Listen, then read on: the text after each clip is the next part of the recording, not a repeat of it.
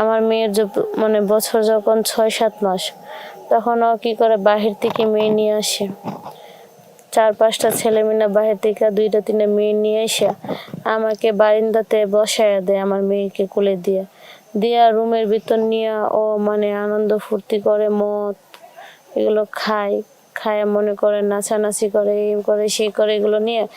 আর আমি মানে কিছু বলতে গেলে আমার মেয়েরে নিয়ে বলে যে মানে বাড়ি থেকে বাইরে যা, তোর এখানে থাকতেইব না, তোরে ধরে রাখছে কে, তুই যাই লাগে কি তোর কি ধরে রাখে, আমি কি তোরা আটকেতেছে, মানে আমি কিচ্ছু বলতে পারি না। বলতে গেলে সে মারধর করে। যখন সকালবেলা হয় তখন সবাই জায়গা যাওয়ার পরে মনে করেন সব রুম টুম আমার পরিষ্কার করতে হয় আমার ছোট মেয়ের নিয়ে।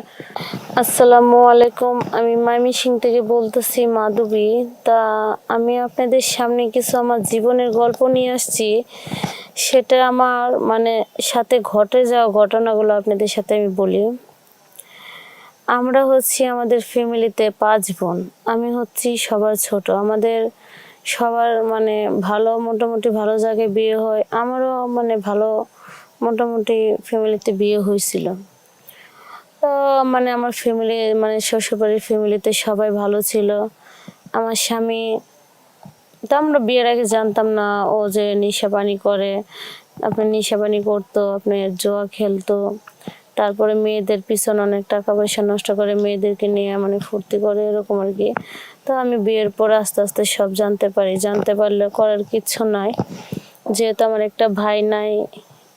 তা আমার বাবা তো বুড়ো হয়ে গেছে, কি আর করবে। তারপরে মনে করেন আমার বাবা যাই ওরে বুঝাইছে, আমারে বুঝাই আসছে যে কি আর করবি মা, যেহেতু বিয়ে হয়ে গেছে, আচ্ছা কষ্ট করে দেখ যে আমার এনে মানুষ করতে পার। এভাবে নিয়ে মনে করেন থাকলাম। আমি আমার স্বামীকে যতই বোঝাইতে যাই, স্বামী ততই আমার উপর রেগে যায়, আমার উপর অনেক টর্চার করে, অনেক মারধরও করে। এরকম করতে করতে মারধরের মধ্যেও মনে করেন আমাদের একটা মেয়ে হয়ে যায়। মানে সততার অবহেলার ভিতরেও মাঝে মাঝে ভালোবাসার একটি মেয়ে আমার হয়ে যাওয়ার পরে আমার মেয়ের মানে বছর যখন 6-7 মাস, তখন ও কি করে বাহির থেকে মেয়ে নিয়ে আসে। 4-5টা ছেলে মিলে বাহির থেকে 2-3টা মেয়ে নিয়ে এসে আমাকে বারিন্দাতে বসায় দেয়, আমার মেয়েকে কোলে দিয়ে রুমের ভিতর নিয়ে ও মানে আনন্দ ফুর্তি করে, মদ এগুলো খায় মনে করে নাচানাচি করে, এই করে সেই করে এগুলো নিয়ে। আর আমি মানে কিছু বলতে গেলে আমার মেয়েরে নিয়ে বলে যে মানে বাড়ি থেকে বাইরে যা, তোর এখানে থাকতেইব না, তোরে ধরে রাখছে কে, তুই যাই লাগে কি তোর কি ধরে রাখে, আমি কি তোরা আটকেতেছে, মানে আমি কিচ্ছু বলতে পারি না। বলতে গেলে সে মারধর করে। যখন সকালবেলা হয় তখন সবাই জায়গা যাওয়ার পরে মনে করেন সব রুম টুম আমার পরিষ্কার করতে হয় আমার ছোট মেয়ের নিয়ে। খুব কষ্ট করে এগুলো পরিষ্কার করার পর আমি কান্নাকাটি করি। তো আমার বাসার কাছে বললাম যে ভাই দেখেন আপনার ছোট ভাই এরকম করে, আপনি কিছু একটা বলেন। তো আমার ভাসুর অনেক ভালো ছিল, মানে অনেক। পরে যখন যাই প্রতিবাদ করার জন্য, তখন কি বলে যে আমার রুমে আমি মেয়ে না নাচাবো না কি করবো, এটা আমার ব্যক্তিগত বিষয়, আমার বিষয়ে কেউ কথা বলা যাবে না। মানে ওর বড় ভাইয়ের সাথে এরকম মানে ব্যবহার করতেছে, মানে ওর বড় ভাই যে ও কোনো সম্মানই করে না। এই নিয়ে মানে 2 ভাইয়ের মধ্যে মানে তর্কাতর্কি বাইতে গেল। পরে বললাম যে ঠিক আছে ভাই থাক, আপনাদের মধ্যে ভাইদের মধ্যে কোনো ঝামেলা করার দরকার নাই, ভালো। আর ও যেটা করতেছে ওর মতো করতে দেন। পরে আমি আমার মেয়েকে নিয়ে আয়সা পড়ার পরে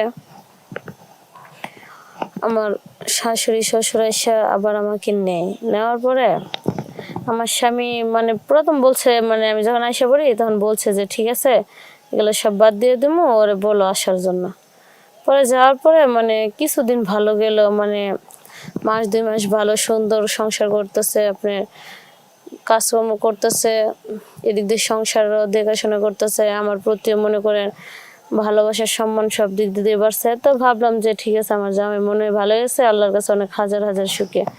পরে আমি বুঝতে পারি যে না, আমার জামাই যে এতটুক খারাপ ছিল এতটুক খারাপই আছে, এক বিন্দুও ভালো হয় না। সেটা একমাত্র অভিনয় ছিল। এরকম করতে করতে একদিন ও কি করে একটা বিয়ে করে নেয়।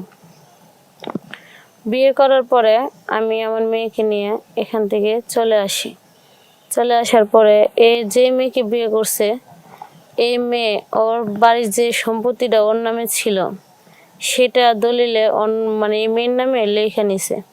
লেখা নিয়ে ওরে যখন মানে বাড়ি থেকে ওরে বাইর করে দিছে, ওর ওপর টর্চার করে, তখন বলে কি যে মাধবী আমার কাছে যাই, যাই বলে মাধবী যে আমি তো ভুল করে ফেলছি, যে আমি তোমার মতো একটা বউ ছাইড়া দিয়ে আমি আজকে রাস্তার ভিখারি হয়ে গেলাম, যে বিয়ে করছি সে আসলে আমার পাগল না, সে আমার বাড়ি সম্পত্তি লেগে পাগল। আজকে দেখো সম্পত্তিটা লেখা নিছে, নিয়ে আমারে চিনে না, আমার বাড়ি থেকে বাইর করে দিছে। দেখো আজকে আমার থাকার মতো জায়গা নাই, যাওয়ার মতো জায়গা নেই, এখন তুমি কি করবা করো, আজকে তোমার দুয়ারে এসে আমার দাঁড়াইতে হলো।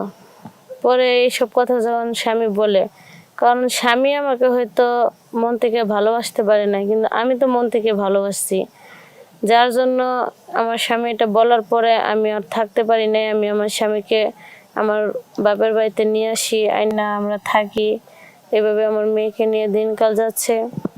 আর যে মেয়ে সম্পত্তি সব লেখা নিয়ে গেছে, এগুলো অন্য জনের কাছে বিক্রি করে ও আবার চলে গেছে। তখন আমার স্বামী বুঝতে পারে যে না, বউ সবাই হওয়ার যোগ্যতা থাকে না। বউ কি সবাই হইতে পারে? কারণ প্রথম বউ আর দ্বিতীয় বউর মাঝে অনেক অনেক পার্থক্য আছে। যেমন প্রথম বউ বাড়ি গাড়ি মানে ওর বাড়ি সম্পত্তিকে ভালোবাসছিল না, ওরে ভালোবাসছিল। আর দ্বিতীয় বউ কি করছে, যে ওরে ভালো না বেশা ওর বাড়ি সম্পত্তিগুলোরে ভালোবাসে। তো ও যে জিনিসটা বুঝতে পারছে, ও ভুল স্বীকার করছে। তো আপনারা দোয়া রাখেন, আমার স্বামীর সম্পত্তি চলে গেছে তাতে আমার দুঃখ নাই। দোয়া রাখেন যাতে আমার স্বামী ভালো হয়ে গেছে, আমরা বাইসা থাকলে আমরা টাকা পয়সা কাজকর্ম করে সৎ পথে থেকে আবার জায়গা জমি কিনতে পারবো। যাতে আমার স্বামী যাতে এরকমই ভালো থাকে, আপনারা এতটুকু দোয়া করবেন আমার স্বামীর জন্য, যাতে আমি আমার স্বামীর নিয়ে সুন্দর করে সংসার করতে পারি। আপনাদের কাছে এটাই অনুরোধ।